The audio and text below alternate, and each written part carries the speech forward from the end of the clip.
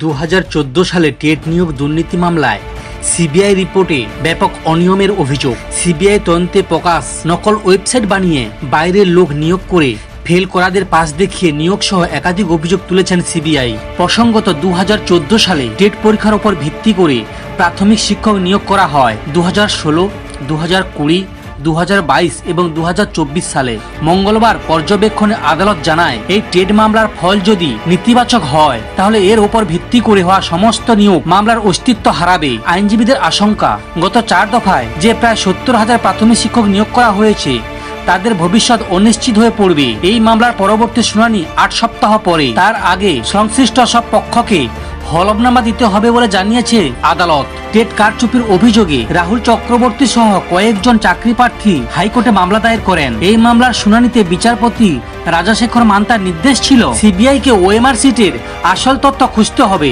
নচেত বাতিল করে দেওয়া হবে 2014 সালের টেট। এই মামলায় সিবিআই আগে জানিয়েছিল 304 জনকে অবৈধভাবে নিয়োগ করা হয়েছে।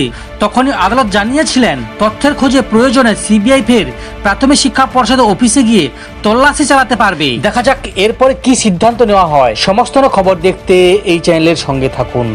ধন্যবাদ।